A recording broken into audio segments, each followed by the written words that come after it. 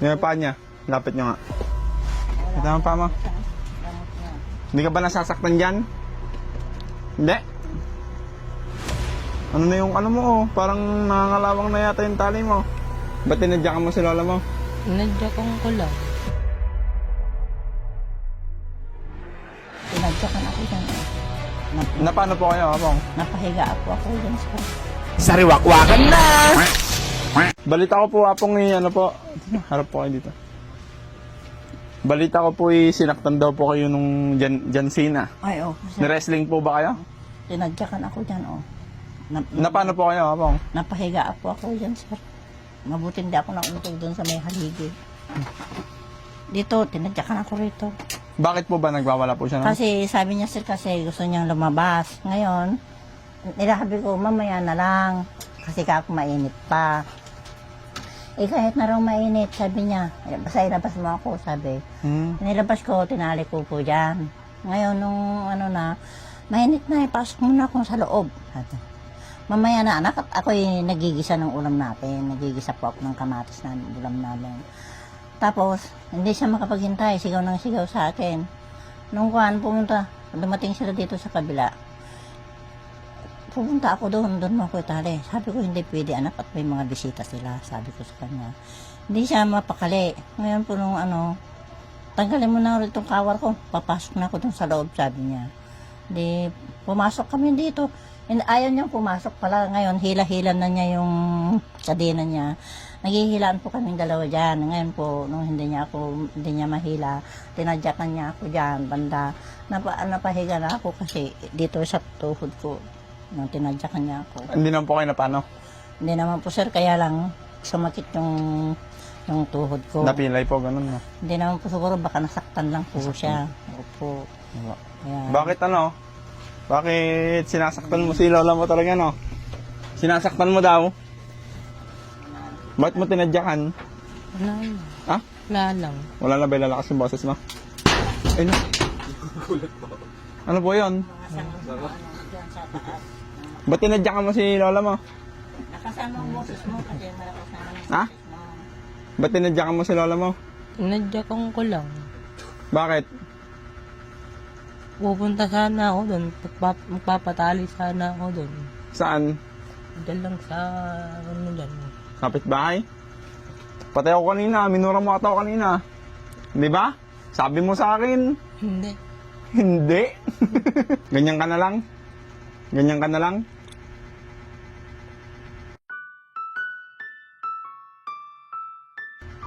Anong gusto mong mangyari? Pagaling. Magaling, uminom ka pa ba ng gamot? Yung paa niya, lapit nyo nga. Ito ang paa mo. Hindi ka ba nasasaktan dyan? Hindi. Ano na yung ano mo oh? Parang nangangalawang na yata yung tali mo. Kakalawang na sir na naman yan. Bago-bago yan na pinag- Sa ano po yan? Sa pawis siguro. siguro. Nagpapawisan po eh. Gusto mo lumabas? Doon sa labas? Bakit gusto mo lumabas? Dito eh. Ano nga po natin doon? Try po nga natin habang nandito kami. Para makalabas po kahit papano. Tapos babalik din po natin mamaya. Ano po daw to Apong eh? May nakapagsabi po kasi sa amin, parang autism yung sakit niya. Yung sakit niya. Autism po, kailangan po dyan therapy talaga. Kung saan sir ng therapy. Ano? Ang gusto ko sana sir yung pagala yung kasi ayaw ko na rin siyang doon sa Maribeles at napakalayo. At meron naman siyang kamot kung bakit ganyan pa rin siya. Autism nga po Apong. Kailangan po therapy. Kasi sabi nyo nga po, di ba 13 years old na siya. Opo. Tapos yung pag-iisip niya, 5 years old pa rin. Opo sir. Kaya nga po, baka autism po yan eh. Kailangan po ma-therapy siya. Medyo ano po yun na po, malaki-laking pera po kasi Opo, kailangan sir. doon. Kasi yung may nagtitherapy dyan doon na isang apo ko na ano pa lang siya, kinder pa lang siya. Oras yun sir na binabayaran nila. Ang Per hour dalawang po oras yun, lang, opo. Wala akong ganong, hindi ko siya magawa, sir, kasi alam niyo na po yung ganitong buhay namin, wala akong lagas na ipa-therapy. Kaya kung yun talaga ang sakit niya, eh, kailangan talaga na matirapi sana talaga siya. Kaya tignan nyo ngayon, sir. Kumakain siya, hindi pa niya natapos yung pagkain niya. Kasi, Ayaw niya na po. ang ulam niya, kasi wala naman kami ulam. Bagoong lang tsaka mantika, hindi pa niya inubos yung pagkain niya kasi wala naman daw ulam. Wala nga tayong ulam kako. Buti na lang yung may kanin. Sabi ko, na ano. Gusto rin niya bagong tsaka mantika, kaya linagyan ko ng mantika tsaka bagong yung kanin niya. Hindi rin niya naubos. Kaya, ewan ko, sir. Kaya ang iyak ko nung mabuti, hindi ako nauntog dyan na nung tinadyakan niya ako talaga.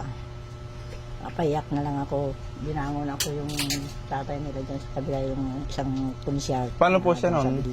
Ano pong ginawa niyo sa kanya nun? Sinuntok ko po siyang gano'n ng kunti lang naman dito sa tiyan niya. Binawalan ako yung kagawad. Sabi niya, huwag po nanay. Sabi niya, hayaan niyo lang siya. Pinasok na namin dito sa loob. Pinasok ko. Ngayon, hindi siya kumikibo.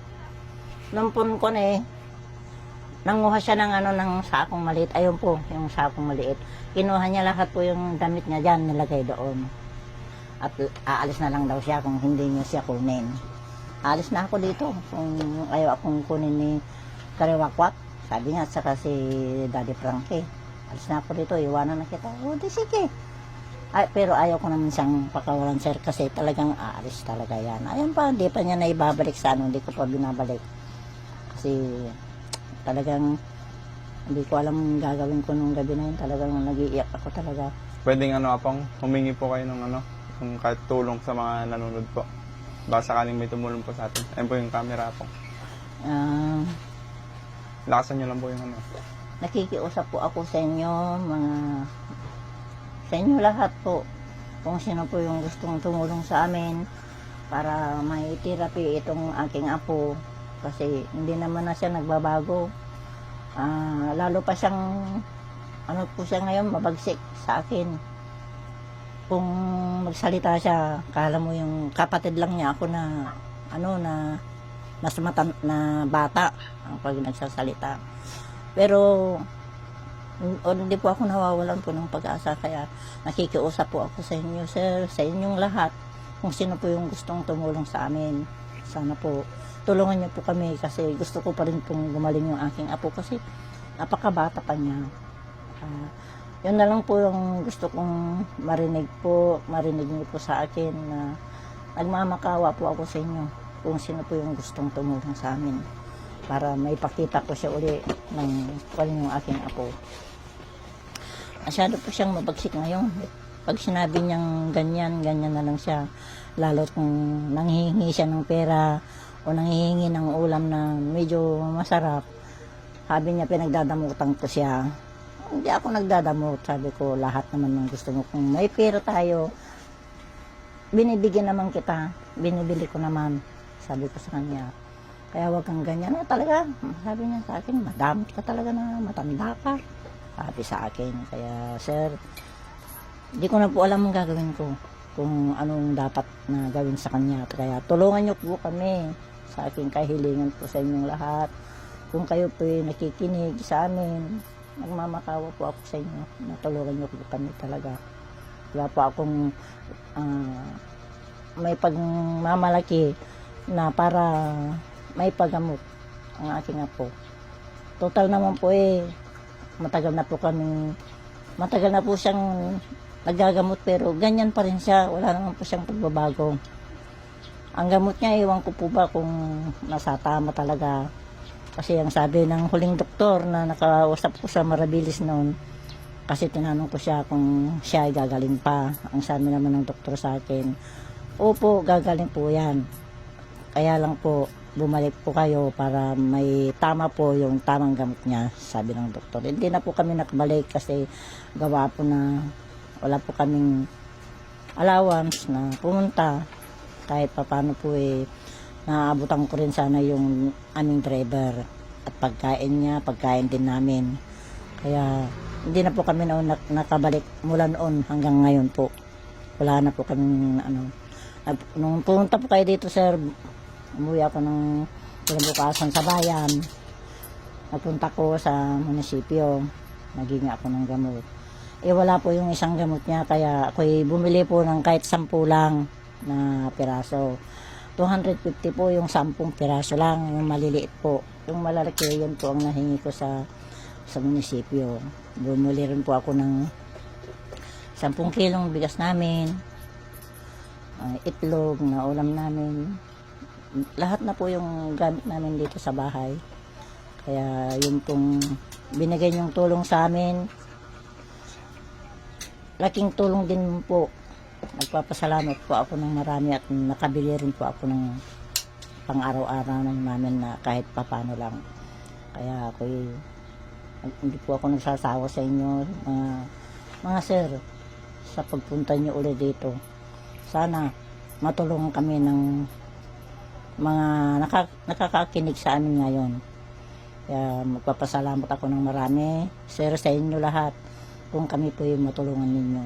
Yun lang po ang aking mga kahilingan po sa inyong lahat na matulungan niyo po sana kami para gumaling na rin po ang aking apo. Kasi po kung ako'y mawawala na, di ko lang po alam kung sinong gustong kumupkup sa kanya.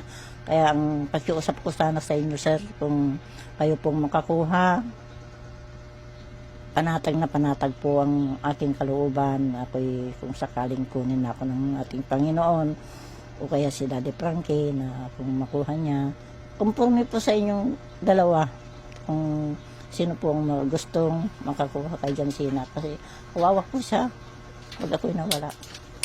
Kawawang kawawa po ang aking apo. Labag man sa kalooban ko, sir, na mawala yung aking apo.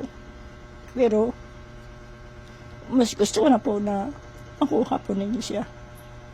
Lalong hindi ako mapalagay, sir, kung nasa lansangan, kung saan siya nakakarating. Lalo nang nakita namin nung umalis ng last na pumunta siya ng Saragossa, nakikipaglaro sa mga bata doon. At inanap namin siya kung saan na nakalibot-libot doon. Sabi ng isang pulis, hanapin niyo lang po siya dyan. Baka nandyan lang po nakikipaglaro sa mga bata. Ngayon nakita yung isang kagawad na kasama namin punta sa Saragossa. Siya ang nakapansin na kasama po niya yung mga maliliit na mga bata. Kaya doon namin siya nakuha. Halos hindi ko po maintindihan kung bakit ganyan siya na palayas-layas. Kaya hindi sila sana magagalit sa akin. Ang mga nakakakita sa kanya na nakakadin ng aking apo na hindi nila naintindihan yung sitwasyon namin dalawang mag-apo. Kasi hindi nila nakikita yung ginagawa niya sa akin sa araw-araw, sa gabi. Hindi niya ako pinapatulog ng maaga. Kinukulit-kulit niya ako dyan kung ano yung inaano niya sa akin. Kaya ang kahilingan ko sana, sir, kung hindi pa siya makuha, gusto kong makahiwalay ako ng higaan ko. Kasi nakita niyo naman po itong higaan namin. Wala akong space na makipaghiwalay sa kanya. Dito lang siya. Diyan lang siya. Dito naman na ako. Kaya, may kunyo sa akin, sir. Gusto ko siyang talagang makuha na sana kung gusto ninyong makuha na si Jansina. Kaya nakikiusap ako sa inyo, sa lahat-lahat na nakikinig sa akin ngayon.